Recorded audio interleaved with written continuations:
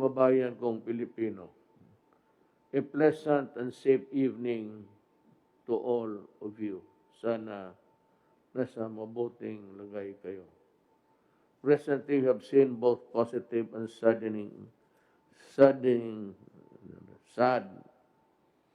word is saddening, developments in our continuing battle against COVID-19, although we are consistently adding to and improving on testing capability as well as enhance our capacity for contact tracing. We have also seen a continuous rise in COVID cases, especially in the NCR. Now, this is what you get.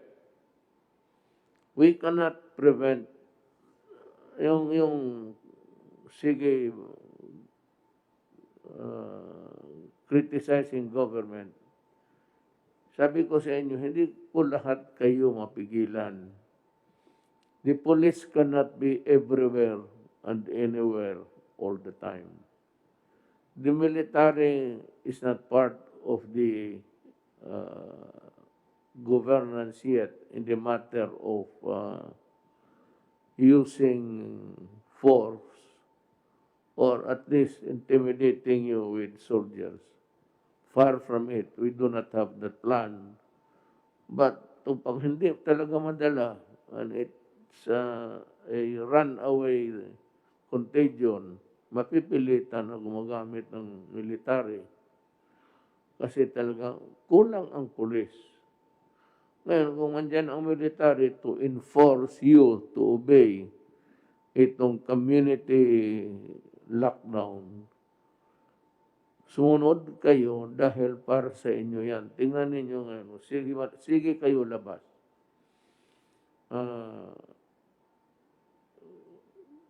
Di umami yung contamination ang pasa. Ito ang dilemma ko. Dito ako between the devil and the deep blue sea. Gusto na mga doktor na i-lockdown kung may mga na-infected yan. The percentage of the people affected in the community is not given any figure kung ilan sila. Ito namang sa kabila, kailangan natin ng palabasin yung mga tao, lalo na sa mga trabaho na kailangan talaga ng bayan, food and everything, and also to move the economy. Alam mo, ang mga doktor, sabihin ko sa inyo, pag hindi ko na talaga rin sila mapigilan, dahil po wala na akong pera na ibigay sa kanila. Kaya kailangan sila lumabas para magtrabaho. Yan ang ano ko. I-lockdown ko, ubos na yung pera na binigay ng Congress na bigyan kayo ng ayuda. Yung pera pang gastos. Wala na ako niyan. Sabi, on your own ka, totoo.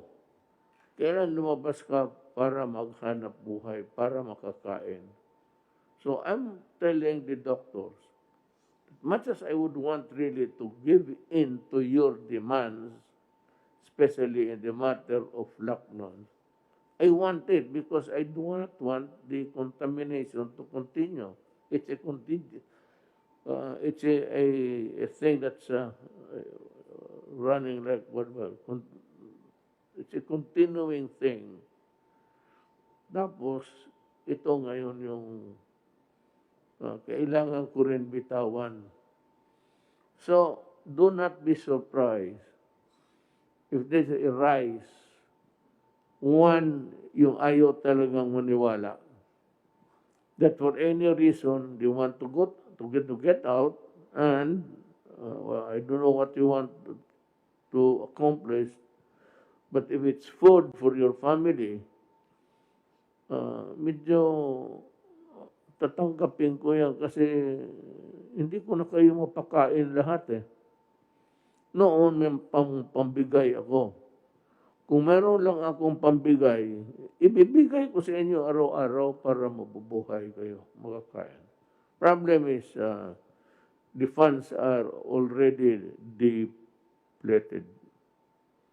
Deplete na ang ano natin, at kailangan natin ng magtrabaho yung iba. The challenges are daunting, but we will not be defeated because we have the strong faith in God. Totoo yan. And in the resilience of the Filipino people. Totoo rin yan. Sanay tayo yan. Our National Action Plan against COVID-19 is also strong. At ginagawa namin lahat. Lahat ng magagawa. Ginagawa namin para sugpuin itong COVID. But for yung mga rason na yan, yung ekonomiya, pagkain ng tao, i-balance mo doon sa lockdown. Yun na lang ang magawa natin, hinahabol natin. And then, maligaya ako. Kasi ang Russia, kaibigan natin ito. Hindi tayo lang, wala tayong away sa Russia. Kaibigan natin. Ang ano nila is magbigay sila ng bakuna. Wala naman silang sinasabi, bayaran mo. Ito, tingin ko kay President Putin, tulong niya sa atin libre. Kaya ngayon, tinatanggap natin at kung ano ang supply, mag-usap pa kami kung ilan ang supply at kailangan natin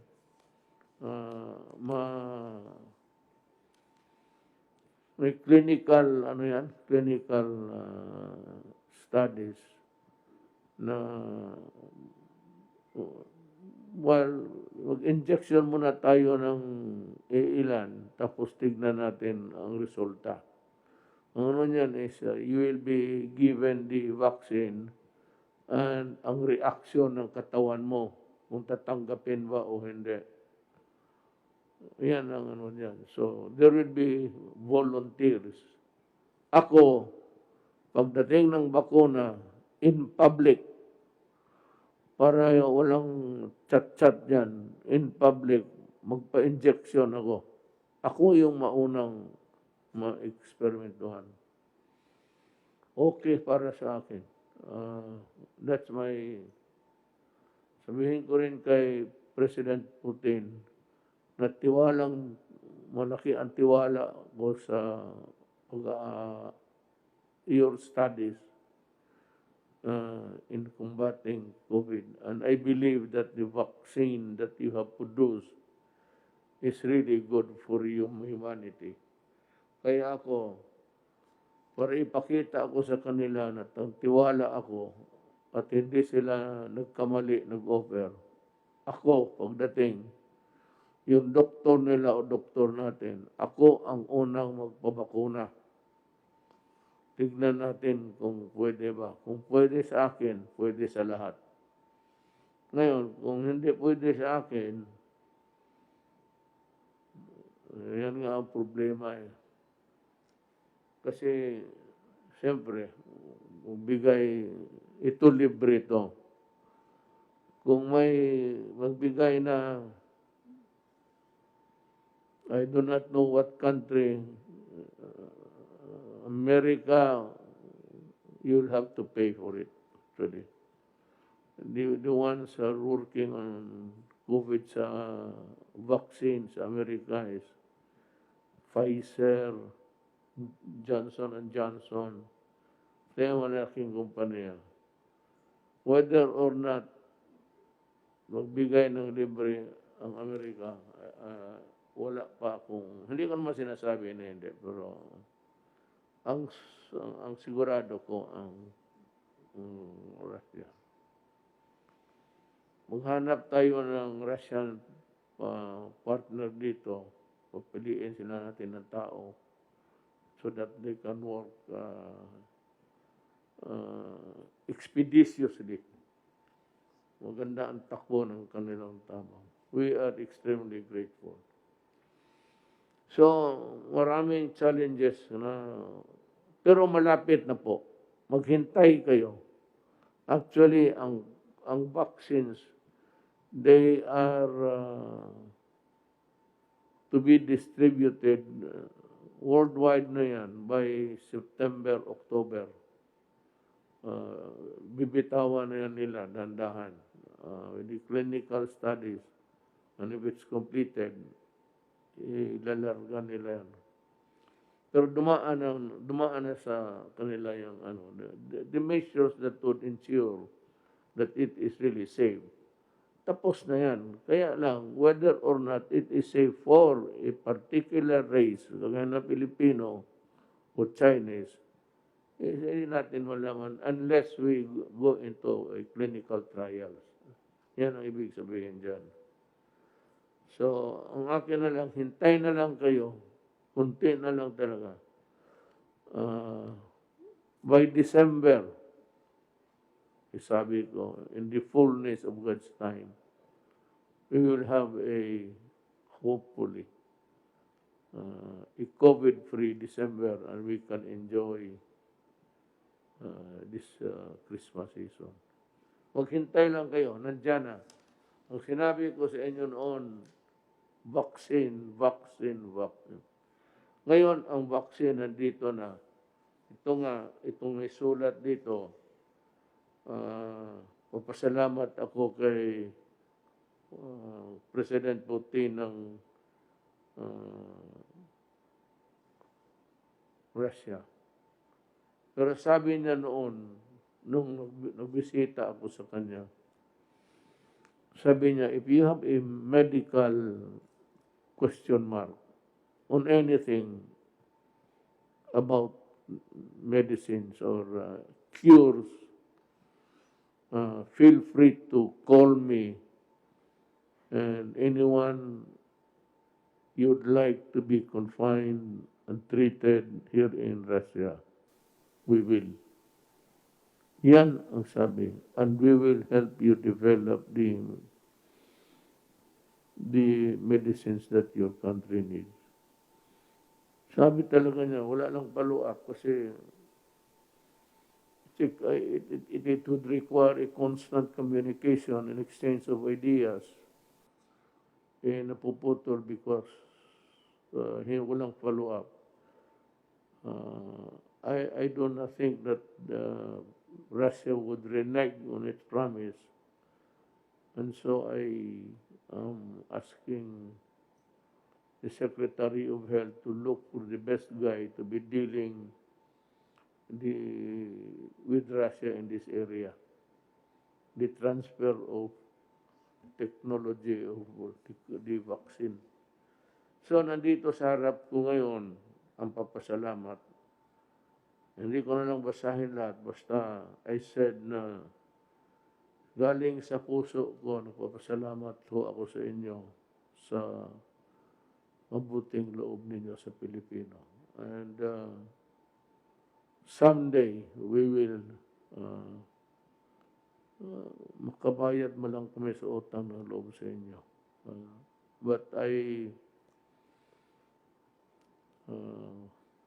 promise you that the Philippines and Russia will remain friends forever. And ako, I do not take sides in the geopolitical struggle. Basta ako, Russia. Salamat po, pipirmahan ko itong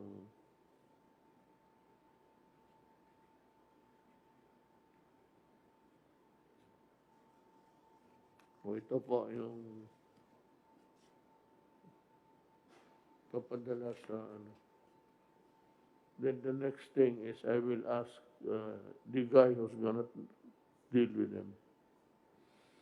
Itong contract tracing, by the way, bumalik sa akin yun. This has to be financed by government. Contact tracing means that yung people who are doing the actual tracing will have to travel to the place where the person in question resides. Kailangan ito ng sakyan. It's always, whatever it is in life really, pagkat ganito na lang.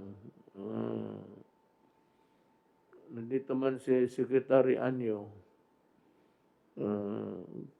magpahatid na kung anong sakyan dyan sa pulis, yung area na yan, doon siya sumakay. Doon sila sumakay, ihatid sila ng pulis doon sa boundary. Beyond that, ibang pulis na naman ang magsasalo sa kanila para hanapin yung tao.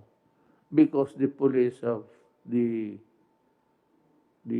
resources, pati yung barangay captain, na malaman nila kung saan ito nakatira. That would be the fastest way of doing the tracing. Kasi, pero kung may pera at may sakyan, hindi better. Hindi ko na mamulistya ang pulis. Pero kung wala, then the police has to sacrifice and contribute to the solution of the problem now. Yun ang mga pulis ko. Total, wala kayong masasabi sa akin. Full support ako sa inyo. At yung mga kaso ninyo na duty connected, huwag kayong mag-alala, sabi ko. Didepensahan ko kayo. And for those, maghintay lang kayo. Basta tutulungan ko kayong lahat. At hinihingi ko sa inyo, tumulong lang kayo rin sa ating bayan. Walk the extra mile to help our country. At sa ating mga kababayan, hintay ka lang. Nandiyan na yan. Pagdating yan, ako nga mauna. And then, I'm sure that it will be good for me and for us. Maraming salamat po.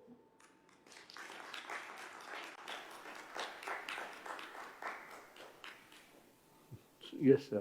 Nasupokit ako. Opo, Mr. President. I-report ko lang po itong importanteng instruction po ninyo last week sa akin. Ito po yung tungkol sa mga application ng telcos ng mga telephone companies. Apat po na kumpanya ang nag-apply po, ang Touch Mobile and Globe Telecommunication, Smart Communication, ang Dito Telecommunity Corporation, at yung mga iba pang maliliit na mga kumpanya katulad ng Huawei at iba pang mga kumpanya. Sa utos po ninyo ay inimbentaryo namin yung lahat po ng LGUs kung saan po meron pending application for 2020. 55 probinsya at 25 cities. So bali 80 LGUs. Total po ay 1,930 applications. Na-approve na po ay 1,502. Ang natira lang po ay 428 na pending application at ito po ay babantayan namin para siguradong hindi po magtatagal dahil sa lumang sistema, 241 days, 19 permits at saka 86 document requirements. Ngayon po sa ating bagong sistema po na pinapapatupad ninyo, 16 na araw na lang, 16 days at 8 permit na lang po ang kailangan, requiring 35 documents. So, sa loob po ng susunod na linggo ay babantayan ko itong mga pending na ito. At sisiguraduhin po natin na dapat ma-aproban at kung hindi man, dapat malaman natin ang dahilan bakit hindi na-aproban. So, bibilis po yung ating proseso sa application ng telcos. Ang pangalawa pong instruction po ninyo, yung pagpapalabas ng preventive suspension sa mga barangay captain na nagkaroon ng mga malversation, corruption, estafa, at iba pang mga graft-related anomalies dito po sa pagdidistribute ng SAP. Ang ating pong CIDG nakapagtala ng 155 criminal complaints At ako po ay nakipag-ugnayan kay Ombudsman Manuel Martires at ang kanyang opisina at naisabit na po namin itong mga kaso na to at within the week po ay inaasahan namin na initially ay 50 barangay captain ang makakaroon ng preventive suspension habang iniimbestiga po ng ombudsman ang administrative aspect ng kanilang mga kaso. So ito po ay merong 13 sa NCR, 13 sa Region 1, 10 sa Region 2, 3 sa Region 3, at 11 po sa Region 4A, total of 50 barangay captains. Ito po yung initial at ang mga iba pa ay susunod lang po sa patuloy na pag-iimbestiga ng ating ombudsman. So yun po yung dalawang importanteng instruction na ibigay niyo po sa akin last week at nagawan po natin action. Kindly include that, insert that in the talk sa programa. Importante kasi yan malaman ng mga barangay. I'd like to thank Secretary Anyo for his work in going after corrupt officials. Sabi ko na nga, ulitin ko, the reason why ang mga telco nahirapan kasi yung mga tower nila, it's not being acted upon, and there are so many requirements that are being asked by the local government officials. Ngayon, yung mga nahuli, talaga magdusa kayo. Sinabi ko sa iyo, I have never been serious as I can ever be in my life. Huwag kayong magkamali talaga. Ito, habulin ko kayo hanggang preso. Malalaki ho ang parusa ng graft and corruption. Huminto kayo at huwag ninyong pahirapan ang Pilipino, not the government. Kayo yung walang service, mahirap dito, kasi hindi sila makapagtrabaho, walang tower, marami kayong hiningi. And any permit for that matter. Mga sa local conversion, a delay of 200 days is totally unacceptable to me. I've been a prosecutor sa Tanod Bayan noon, wala pa yung ombudsman. At yan ang gusto ko talaga. My training at least involved a lot of prosecution of criminal cases in court sa corruption. So, yan ang ano ko ngayon. Maligaya ako sa trabaho ni Secretary Anyo. Talagang ipahabol ko kayo. Tsaka walang pakiusapan. No mercy ako. Either supporter kita, tumulong ka sa election, sinabi ko sa inyo, ang pinakatulong na magawa mo sa akin is huwag mong pahirapan ang gobyerno to act. And these are the projects of government. Although hindi ang privado na kumpanya na gumagawa the actual building of tower, it is still a project of government. They are commissioned and paid by government exactly to do what they are supposed to do, to building the towers, to having a subdivision, getting a conversion sa council. Karamihan yan, city and municipal council. Do not give me that shit na abutin kayo. Kundi, demanda ko kayong lahat.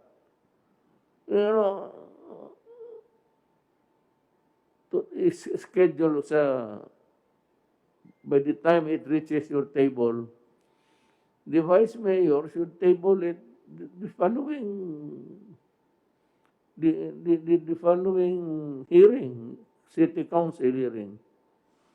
And after that, what is your objection? Wala naman kayong objection dyan.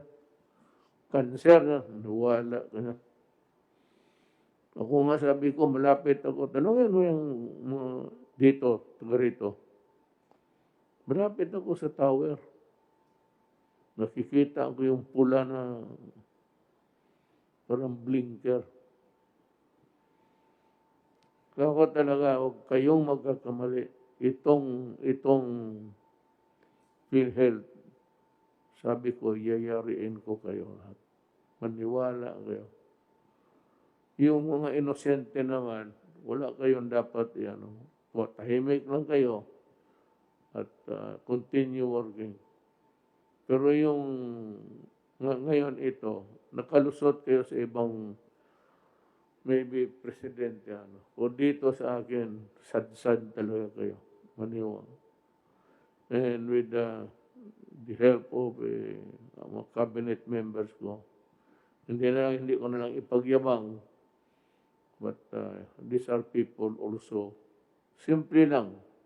Why? Why are they really helping me to get rid of you? Kung maaari lang patayin ka, alam mo bakit? Because simply, they love their country. Kung wala yung trabaho namin dito sa Pilipino, wala, it has no meaning. But the fact that they are here because they want to help the country. Ilan naman ang sildo nito? Si Secretary Lopez could go to the private sector, they can get paid 10 times the salary is getting. Ganoon rin si General Galvez, si General Anyo. Makahanap kan sila, magnegosyo sila, tutubo pa yung pera nila. But the fact is that they are also sacrificing. Ilan naman sweldo nila? Kakasakal kayo, bilyon-milyon kami dito. Pinakababa ako, Presidente. You know, totoo. How much? It's 194. Commute pa ako Davao, Manila. 2 asawa. Totoo man yan. So, alam man ninyo, noong nagkampanya ako, I was very honest with you. I said, I have 2 wives. So when you have 2 wives, you have 2 families. Paano? Hindi, wala. Talagang, yung isa naman, so, may anak ako puro doon. Kasalanan ko ba yan? Sabi ko nung kampanya, I told you everything. Lahat na medyo hindi maganda sa pagkatao ko, niwas-was ko na. Pati yung pagsalita ko, magsabi ako, putang ina. Nilabas ko na lahat para malaman ninyo kung sino yung pinili ninyo. So with that explanation, I would say, hindi ako maghingi ng tawad. Sabihin ko lang, thank you for your understanding. Yung importante yung, kaya huwag niyo kalimutan, yung ilan na yung nakulong. Pakulong ko talaga itong putang yun to. Pati itong sa PhilHealth. Babawi ba yun?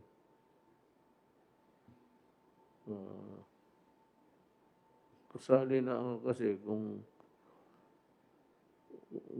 petition, if the ombudsman will summon you, kasi 3 sila eh. Hindi ka makasabi hindi. There should be this. Kasi I think the ombudsman will be pissed off. Will just be dismissed for refusing to obey the order. That is how the power ng ombudsman. May utos ka, hindi mo sundin, wala. Alis ka. Then sa COA, I will get the true figures. Kasali ang COA. So 3 yan sila.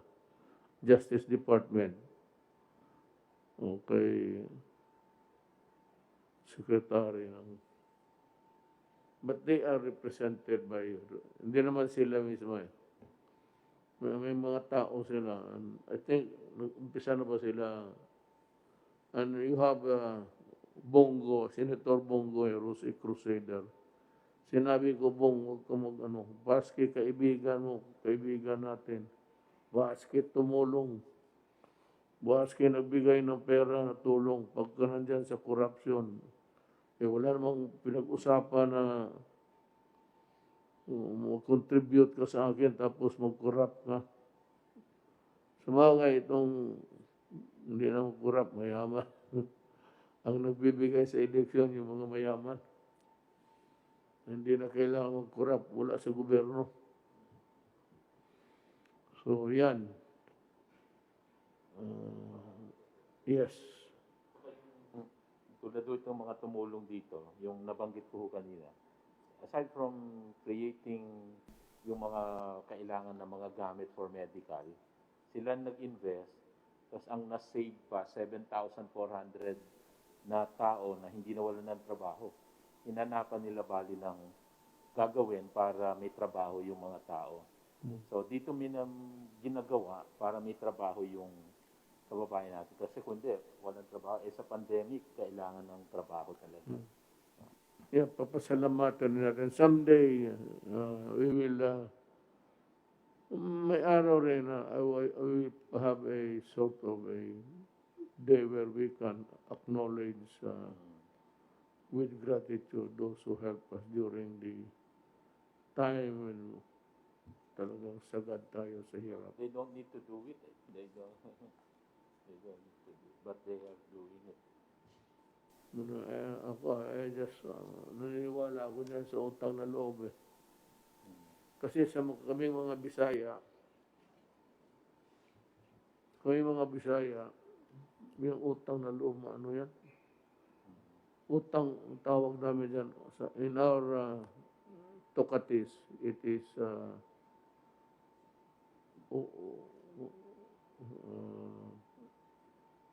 utang na loob is utang kabubuton. So, hindi mo yun makalimutan yan pagdating ng panahon.